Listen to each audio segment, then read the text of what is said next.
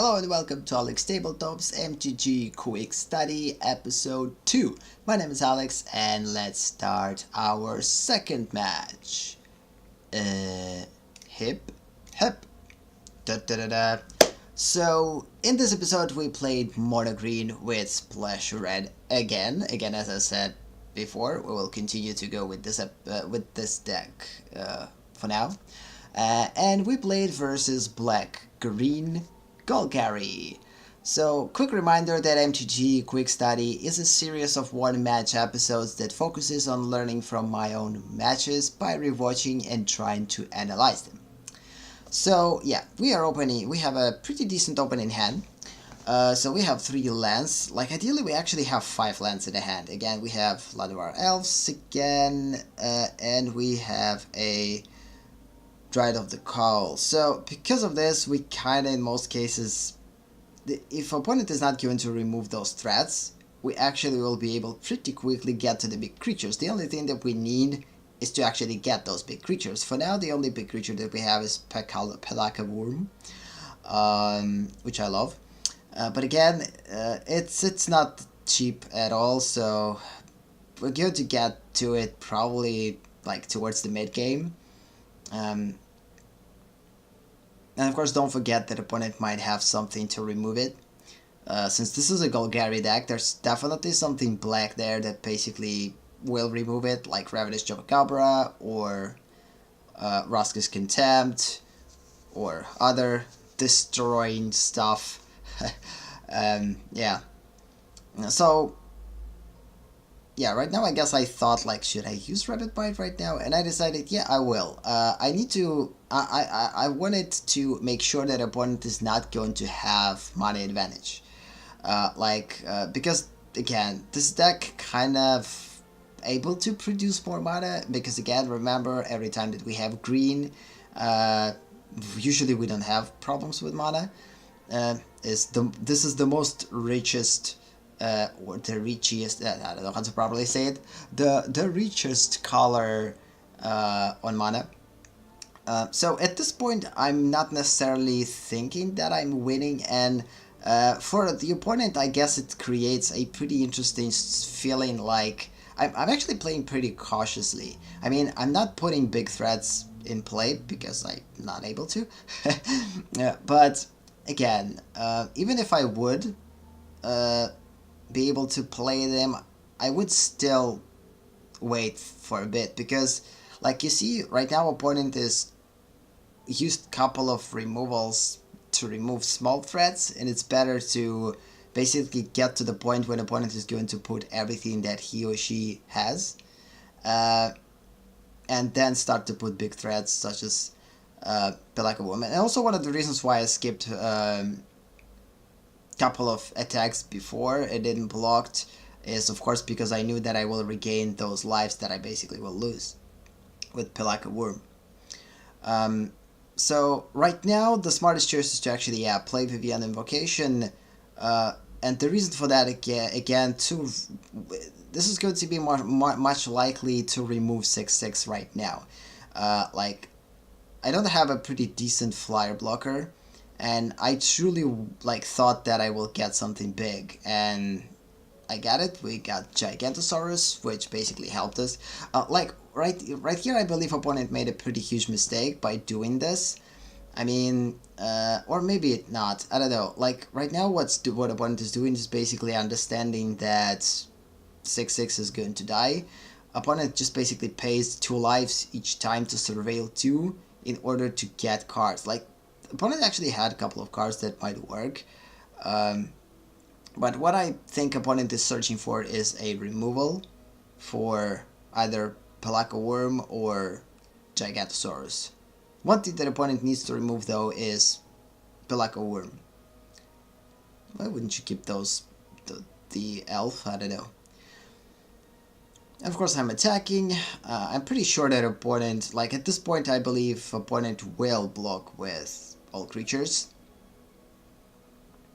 Right now I'm actually thinking, should I have to attack or not? And as we know, the general rule of thumb, if you doubt about attacking or not attacking, attack. So And I decided, okay, why not? So the more creatures we're going to get rid of, the better for us, because again, we don't have a lot of creatures with trample. The less creatures the opponent has, the better. So yeah, at this point we're getting closer to a win. I mean, we have card advantage, we have big cards still in our hand. Okay, opponent removed Gigantosaurus with the murder. Again, this is exactly the thing that opponent was searching for. The opponent got it. It seems like this match is almost ending, but the thing is, it's not even a halfway of the match. No, maybe it's a halfway. Yeah, this is the middle of the match already. Let's call it a mid-game. So one of the reasons why I didn't put a Galfa in play, I actually don't know why. I could put Galfa in play. But I thought to myself, there's not that many threats from the opponent, and if opponent is going to put some type of a, like, murderer, and kill Galta right after I will put it in play, it's not necessarily a good thing. And it's exactly what happened. So, yeah, so right now, this is the reason why matches basically got longer. Because right now we're basically getting to the situation, yeah, here it is. Here is my splash of red that was super, super, super, like, I need red so badly at this point. And now opponent is put in play pretty crazy game changer. Basically this Thalid will be able to sacrifice creature by paying 2 mana, and opponent has more than enough mana to do that, gain 2 lives, and get this 3/3 bigger and bigger and bigger. And the only thing that we have is freaking Fiery Cannonade that we can't use, and no big creatures in near future potentially. So it basically creates a pretty interesting situation right now. Like, I decided to do one of the reasons why I decided to block right now is I want for the opponent to kill as much Saprolinks as possible. So the less creatures opponent has, considering the fact that opponent doesn't have any card advantage, the best is for me. Of course, I'm not thinking about attack right now. The only thing that I'm thinking right now is to survive as long as possible. I'm praying for red land to use Fiery Cannonade. And since I know that I'm going to use at some point potentially Fiery Cannonade, I decided to block with Llanowar Elves. Because it's going to die regardless. Yeah, I got lucky with the Allosaurus, which basically got kicked, and it kind of will help us to, again, force opponent to use as much Saprolinks as possible to keep Thalid in the game, which was the whole idea by fighting 5/5 against Thalid. Of course, I could do the same with a different creature, but again, opponent would just basically sacrifice it and that's it, and gain the additional lives, especially if it would be a Saprolink. So, so my main threat right now, like my thoughts are 100% are focused around a Thalid 3/3. This is the biggest threat, and this is the problem for now. Like, it seems like a not necessarily an awesome, super awesome creature. I believe it's actually uncommon. It's definitely not common. But it's pretty big. I mean, the fact that it's able to... Like, right now I actually thought that opponent thought about sacrificing a couple of creatures and actually dealing a lot of damage. Opponent didn't do this, and now we got a super big game changer. Tyrant with hexproof, which is not going to be able to be destroyed, and I'm still going to push. Oh snap, guess what we get? So yeah, we got Fiery Cannonade, but guess what opponent will do right now? Of course, opponent is not going to allow us to kill all small creatures, so the Saproling is going to die, Llanowar Elves are going to die. Of course, instead of it, opponent decides to sacrifice all of them to basically establish a pretty decent block right now, which basically a pretty good defense, because again, if opponent didn't do this, we would just attack with 7-4 and that's it. So because of this, I decided not to attack, because again, if I would attack, opponent would just become bigger by sacrificing the last elf, and that's it. Yeah, then we got Gorklaw, which at this point actually kind of helpful if we're going to attack with big creatures.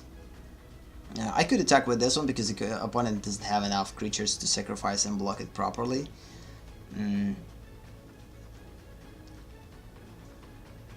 Yeah, so far so good. But the problem is now we're getting lands, which we don't need necessarily. Again, we have like 9... We have 11 lands almost. So yeah, right now I'm deciding to attack with all big creatures to basically utilize Gorklaw ability of every creature that's has power 4 or greater, basically gets +1/+1 till the end of the turn, and trample. It basically forces opponent into a weird block. 3, 4, 5, 6. Yeah, opponent wouldn't be able to kill 8, 7. So this is the only solution. Right now I kind of thought to myself, like, what if opponent is going to sacrifice 1/3 and make 3/3 bigger? Which is kind of pointless. Because of this, I decided to put all my kind of attack into the Thalid, and it's done, which is pretty cool. I don't remember. Yeah, I decided not to play land to basically bluff. We have more than enough lands, it's just pointless to play them. And again, although we are winning, potentially, but again, opponents still will be able to block. And opponent, instead of it, decides to do this. I believe opponent actually could have survived for one more turn. And instead of it, opponent just decides to basically sacrifice all creatures that he has or she has. And by the way, we played against Hopnen as refugee against Hopnen. I actually wanted to call this series like this. Yeah, I actually have the idea to call this series like refugee versus someone, and basically explain the nickname of the player against whom we're playing.